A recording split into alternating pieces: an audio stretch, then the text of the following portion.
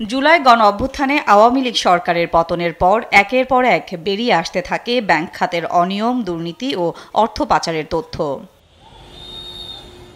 তারল্য সংকটে কিছু ব্যাংক চাহিদা অনুযায়ী অর্থ ফেরত দিতে না পারায় কমতে থাকে গ্রাহকের আস্থা। ফলে আমানত রাখার পরিবর্তে উল্টো ব্যাংক থেকে টাকা তুলে নিতে শুরু করেন গ্রাহকরা। কমতে থাকে ব্যাংকে গ্রাহকের আমানতের পরিমাণ। তবে ১.৫ বছরেরও বেশি সময় পর ব্যাংক আমানতের প্রবৃদ্ধি আবারও ২ অঙ্কে পৌঁছেছে। চলতি বছরের আগস্ট শেষে প্রবৃদ্ধি দাঁড়িয়েছে ১০.২%। বাংলাদেশ ব্যাংকের তথ্য বলছে, আগস্ট শেষে ব্যাংক খাতে আমানতের পরিমাণ দাঁড়িয়েছে ১৯ লাখ কোটি টাকার বেশি। গেল বছর এই সময়ে যা ছিল ১৭,৩১,০০০ কোটি টাকা। প্রয়োজনের সময়ে তারই আমানত থেকে তার টাকা উঠাতে পারতেছে না।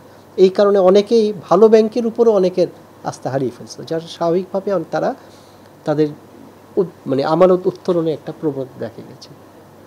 যেভাবে হোক এই আস্থাটা আবার ফিরে আসছে। স্বাভাবিক ব্যাংকিং কার্যক্রম পরিচালনা করতে পারছে না, তাদের তো যারা ডিপোজিট হোল্ডার ছিল তারা টাকা উঠাই নিত, এইসব ব্যাংকে রাখতেছে। তো রাষ্ট্রায়ত্ত ব্যাংকের মধ্যে লাগবে না, হলে যেখানে আস্থার জায়গা আছে বেসরকারি ব্যাংকে রাখবে, সেই ক্ষেত্রে তাদের টাকা এইসব ব্যাংকগুলোতে জমা আছে। খাত সংশ্লিষ্টরা বলছেন, ট্রেজারি বিল ও বন্ডে সুদ কমে যাওয়ায় ব্যক্তি ও প্রতিষ্ঠানগুলো সেখানে বিনিয়োগ কমিয়ে ব্যাংকে আমানত রাখছেন।